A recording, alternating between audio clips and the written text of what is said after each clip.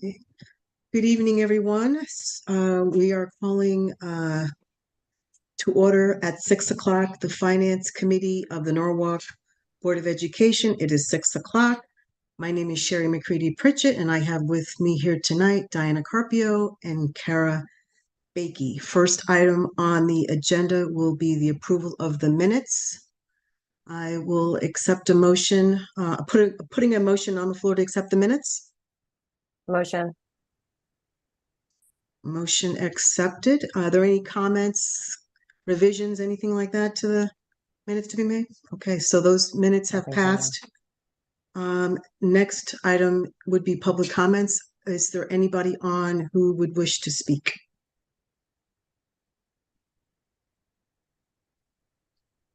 Don't think so.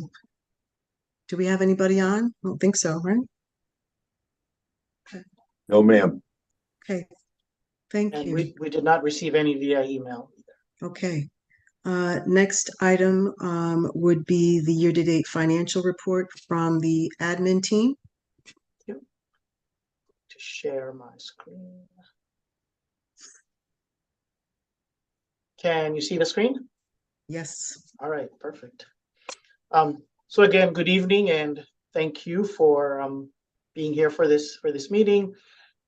This month was a busy month, so I do not have those fancy bar graphs and charts that I usually share with you.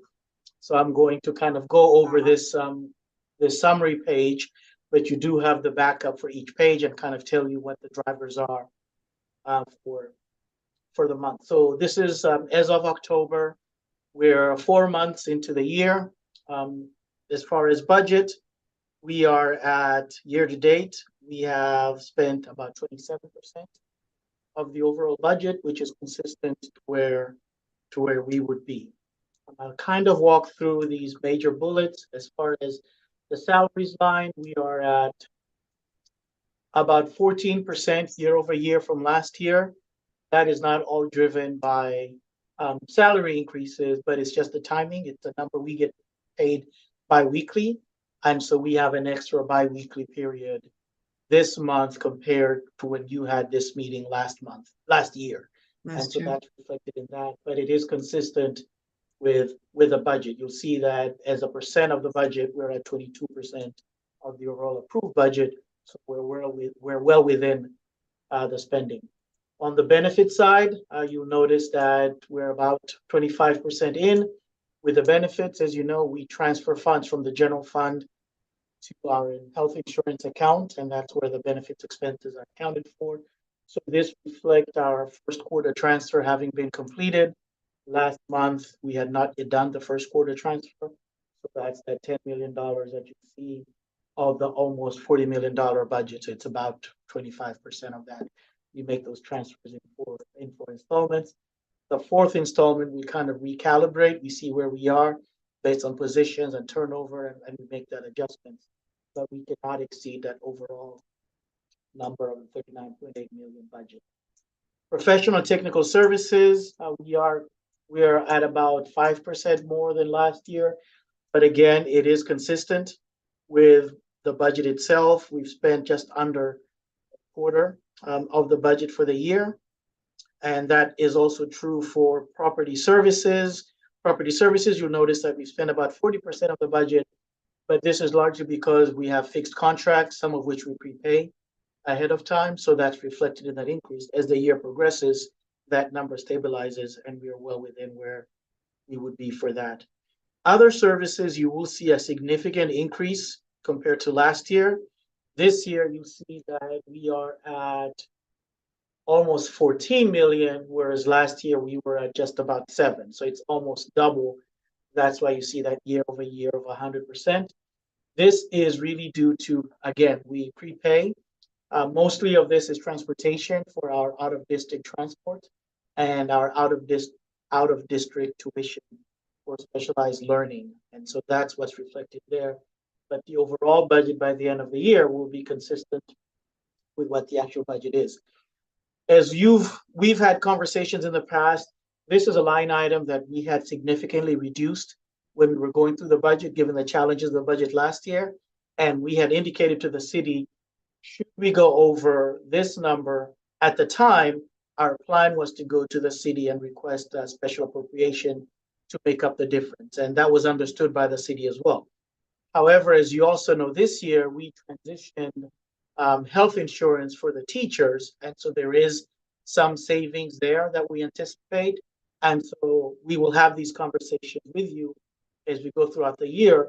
Our goal is that those savings from the health insurance should help offset any increases in specialized learning.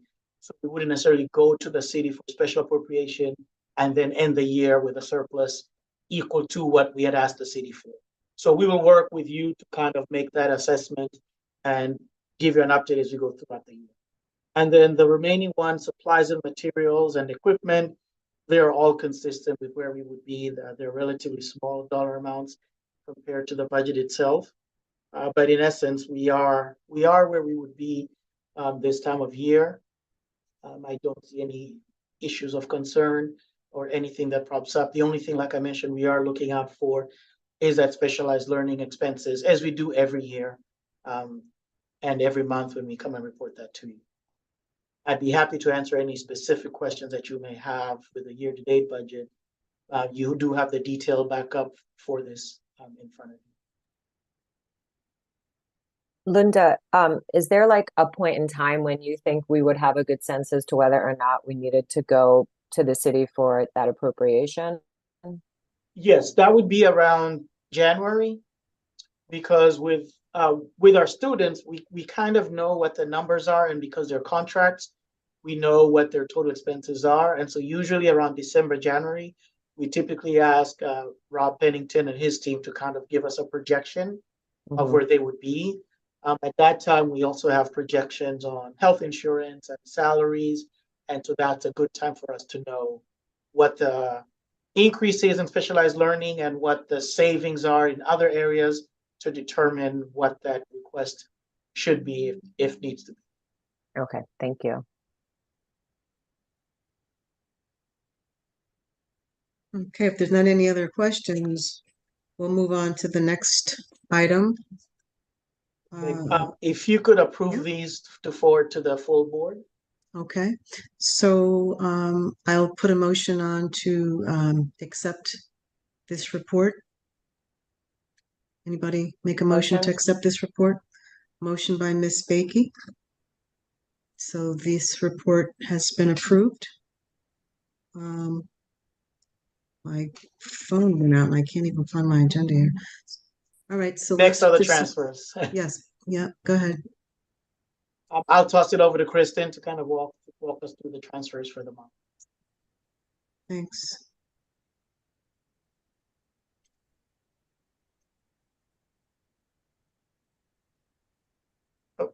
Oh, good. You have it on the screen. Thank Yeah. you. Yeah, I have it on the screen. Perfect. So not too many this month. If we just start at the top, the first one relates to moving funding that was in a teacher position at P-TECH. This is not being used as this FTE. Instead, it is being outsourced to Florida Virtual, who will provide that same service because we could not hire for that language teacher. That's in the amount of $4,150. The next line item is related to an assistant OT position. And that funding, which is in a 122 in the special ed department, is going to be moved to an outsourced service for the same thing, the vendor's Constellation, who's going to be providing that service. The third line on here is shifting funds from the special education 562 to 563 account, which is just a different area of the outsourced services and placements, and it's to cover more of the anticipated private outplacements that Linda referred to earlier. So placements and out-of-district tuition is running higher than we initially budgeted for, so we are keeping an eye on that. The next line there, the $175,000, same thing here. We're moving funding from the special education 330 line, which is professional services, to the 563 account, which is out-of-district tuitions, running higher than we initially budgeted for, as I just mentioned. The next line item here has to do with a change in an IEP. So we're shifting a paraeducator from Kendall to Brookside. As you could see there, you can tell by the project number, moving it from 34, which is Kendall, to 22, which is Brookside. The next section of transfers relates to custodians. And really, this is just a shifting of funds to the right locations. At the time we struck the budget, custodians were budgeted in certain locations, but they were just moved around to maximize the services they provide and the need at each building. So if you look, the org code and object code are exactly the same. We're just moving money from different project codes, which are the locations, and you could see which locations are going from and to. And then finally, the last piece of the transfers has to do with the carryover balance that the city approved as part of the 10-248A. It wasn't a lot of money. It's $287,000. They put it into a 150 holding account, and then it's up to us at the Board of Ed to place it in the proper accounts. A lot of this had to do with supply chain delays. So we're not spending new things. It's just an accounting shift from last year to this year. They approved the money to come over, and we're just putting it into the proper accounts. The last item on there is the 89,000, which that's just retirement benefits. It's a deferred payment that happens in January. So accounting wise, we just have to account for it in the 23-24 budget year and not in the previous year. Any questions that I can help answer? I would just make a comment in that, as a point of reference, it's just interesting that the notations there with the outplacements and all of that, which was something that we had discussed in the last budget cycle, right? In terms of having a cushion and all of that, because there is an expectation that these kinds of things will happen. So I wonder, if that trend will continue. I mean, we're at the beginning of the school year. It's probably hard to even know to answer that question because you didn't know these were going to happen. Right. I mean, it's trending higher than we thought, because if a student moves in Right. to our district from another town and they already have an IEP, we need to legally honor that. So we Right. do anticipate we have a few placeholders, but we notice Mhm. that things are coming in higher or additional ones are happening.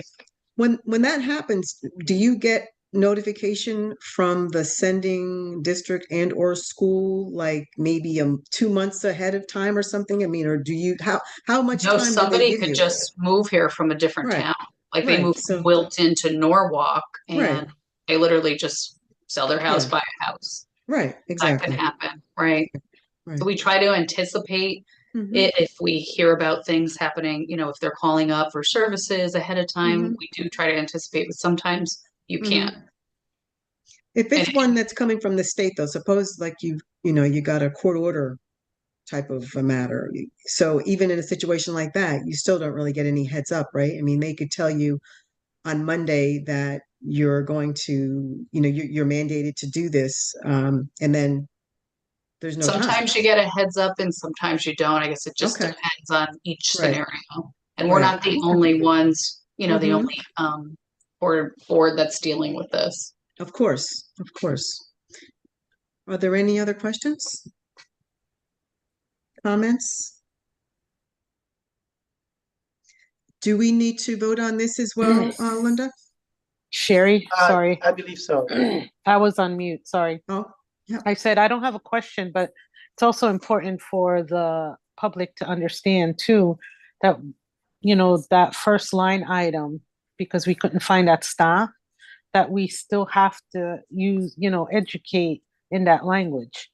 So we had to use an outside program, and it's through Florida. I know that people don't like the fact that we have to use Zoom sometimes, Right. but because in order to have these type of classes, we have to Right. do it sometimes, but that we are still looking to fill that position. It's not like it's a permanent position. Correct. Okay. Linda, did I hear you say that we do need to vote on this, correct? Correct, to take to the full board and then, yes. Okay, so can someone make a motion to approve the budget transfers? Motion, Diana. Motion by Ms. Carpio, so the budget transfer has been accepted and passed. The next item on the agenda would be an update on the FY25 budget development. Finance team, who's going to make that presentation? I will. So in thinking of, as we've started planning, let me stop sharing. We started planning for the budget for fiscal year 25, as you're aware of. What we'll do, as we've done in other years, this year we're still going to produce the budget book as we've done in the past. This year, in working with communications, we're going to produce a budget in brief document, both a paper document and an online document, just to provide additional information to our parents, our community members, so that they have a better insight. This is going to be more like an easy to read Reader's Digest version of the budget rather than a 200-page document that not everyone may be able to understand. So we're trying to be as transparent and share as much information as we can to the members of the public regarding the budget. On November 28th, as you're aware, we will have our town hall where we are inviting SGC members and parents members, community members, other elected officials. We're going to be sending out invites to the council, to the Board of Estimates and Taxation. Again, continuing to listen to the community on what their priorities are for the upcoming budget year. This is a newer development, a newer process in the budget development than we've had in past years. So that's up November 28th, and we will start sending information and blast about that just to make people aware, because I believe it's the Tuesday right after the Thanksgiving holiday. We have completed our reviews internally with the centralized services. So now we're pivoting towards kind of putting our estimates of what are the needs on the school side. And so we're looking at a variety of needs. We have some expiring funds that are going away, but we just wanted to kind of give you an update on where we are with that. The city has already issued their budget calendar, which we participate in after the board approves its budget. And so December, January, February, we will be again presenting to various bodies of the city and planning commission on the budget. So that's an update on where we are with budget development. We have started and we are well on our way. Where did you say it was going to be, the town hall? We are going to meet at Jefferson. Jefferson? It's going to be at Jefferson, and there's information coming out Okay, no later than the end of this week. so we thinking like 7-ish? Do we know, have a time? Don't quote me. I think I believe it's either 6 or 7. I'm not sure. Okay, well, we've got some notices going out, right? And emails. Yes, and they'll start we're gonna going do the whole out thing. this week. Perfect. Does anybody have any questions, comments, concerns? No, but the notification is already out on Facebook. It is Tuesday, November 28th, 7 p.m. Yay, perfect. Okay, well, thank you, everyone. If there is nothing else, I'm going to ask for a motion to end this meeting. Motion? Motion, Ms. Bakey. We are going to Thank- close this meeting. Thank you, Thank you. everyone. Thank you, everyone. Thanks, everybody. Bye, team. Have a good Thanks so night. much.